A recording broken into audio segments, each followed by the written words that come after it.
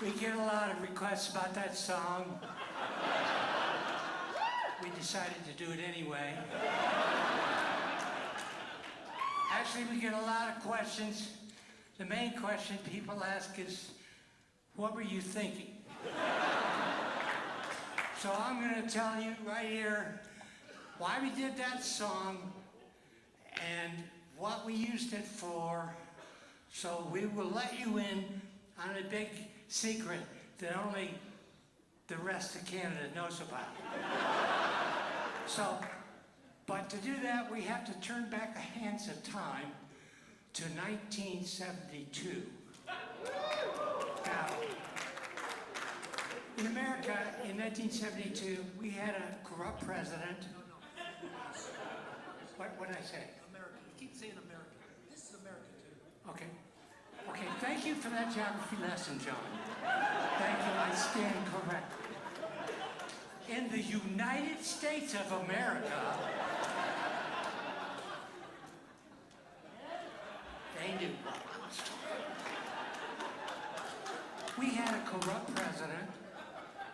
We were in a war we shouldn't have been in. Interest rates were high, and gas was in short supply. So not much has changed. A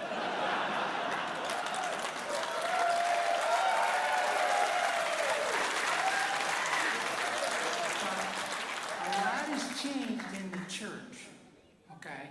Because you couldn't do this in churches in 1972. In fact, I have prepared a visual to help you to understand the church's relationship to music in 1972. Picture, if you will, a meter divided into 4 sections. And this section over here we're going to call acceptable music. This would be Bill and Gloria Gaither, the Cathedral Quartet. The next category we're going to call You Might Get Some Blowback. This would be Sandy Patty,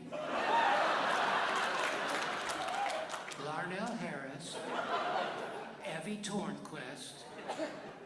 The next section we're going to call Not Appropriate for Most Situations. This would be Love Song. But then all the way over here, we have Petra's section.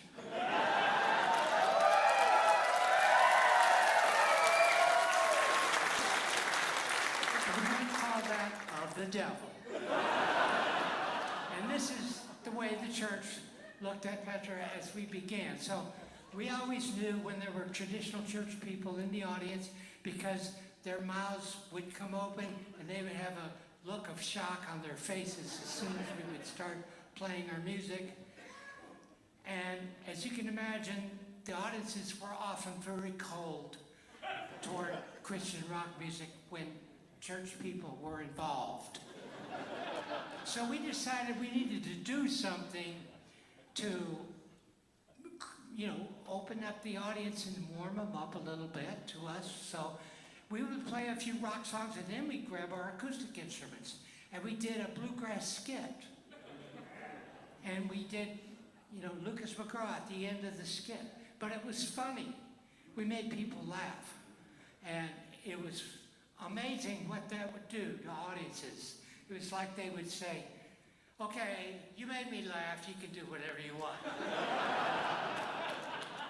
Now, it didn't mean they liked our music anymore. It just meant in their minds we went from being demon-possessed to being sincerely wrong. But we were making progress. That was progress. So we continued on trying to, always give an answer and defend ourselves when we could. We didn't know how well we were doing until one night. There was somebody that was over on the side of the stage. He motioned to the microphone, and so we let him come out. And we thought, okay, somebody left their lights on in the parking lot, or there's a medical emergency. So he grabs the microphone. He says, I don't know about you, but this is not of God. And I'm getting out of here right now. I want you to go with me. And the amazing thing happened. The people started booing the guy. Go ahead, go. Get out of here. We want to hear this. And it was the first time our audience ever stood up for us.